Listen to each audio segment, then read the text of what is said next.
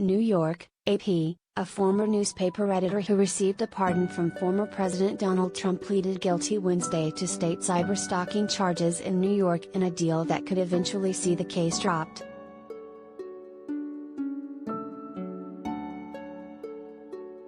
Manhattan prosecutors said they will withdraw Ken Kurson's misdemeanor counts of attempted computer trespass and attempted eavesdropping in a year if he performs 100 hours of community service and stays out of trouble.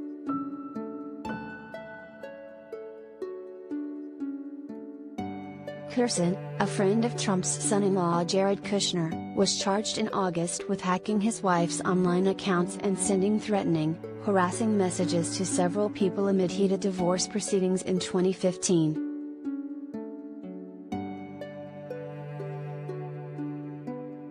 Kurson, the editor of the New York Observer when it was owned by Kushner, sometimes monitored his now ex-wife's computer activity from his desk at the newspaper's Manhattan offices, prosecutors said.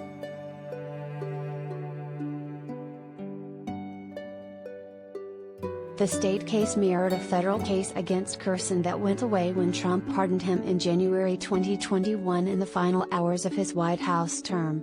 Presidential pardons apply only to federal crimes, not state offenses.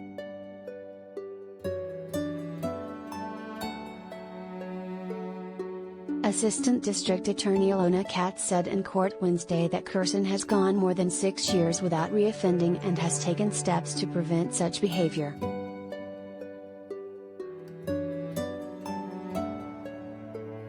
As part of Kurson's plea deal, prosecutors reduced his original felony charges of eavesdropping and computer trespass to misdemeanor attempt charges.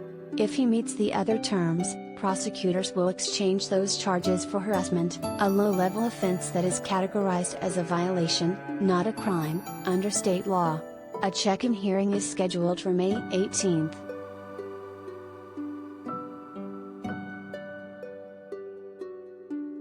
A message seeking comment was left with Kurson's lawyer.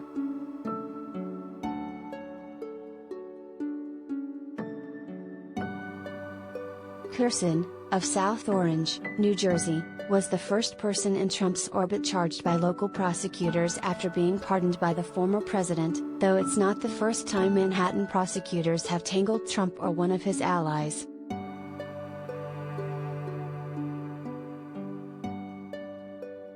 Last year, the district attorney's years-long criminal investigation into Trump and his business practices led to tax fraud charges against his company, the Trump Organization, and its longtime chief financial officer, Alan Weisselberg.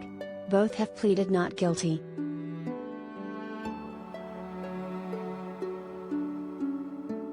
Manhattan prosecutors previously charged former Trump campaign chair Paul Manafort with state crimes in 2019 as a hedge against a possible pardon after he was convicted in federal court over similar mortgage fraud allegations.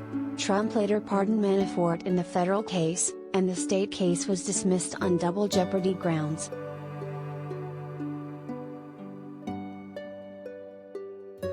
New York used double jeopardy protections in 2019 to ensure state prosecutors could pursue charges against anyone granted a presidential pardon for similar federal crimes.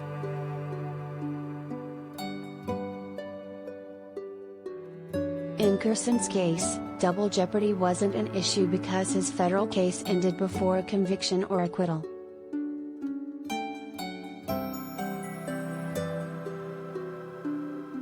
The federal case against Kurson, who now works in the cryptocurrency industry, arose from a background check when Trump offered Kurson a seat in 2018 on the board of the National Endowment for the Humanities. Manhattan prosecutors started investigating Kurson for possible violations of state law once Trump pardoned him.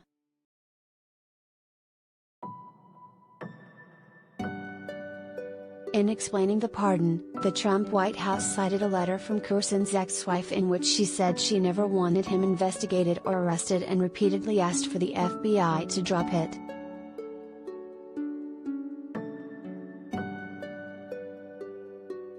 According to Manhattan prosecutors, Kurson monitored her computer keystrokes in 2015 and 2016 using spyware, obtaining passwords, and accessing her Gmail and Facebook accounts.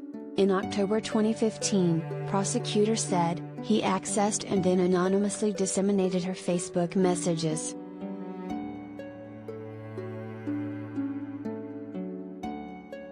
According to a criminal complaint, she told police in his New Jersey town that he was terrorizing her through email and social media, causing her problems at work and in her social life.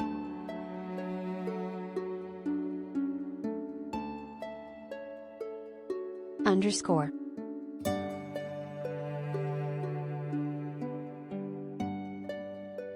Follow Michael Cisak on Twitter at twitter.com/MikeCisak.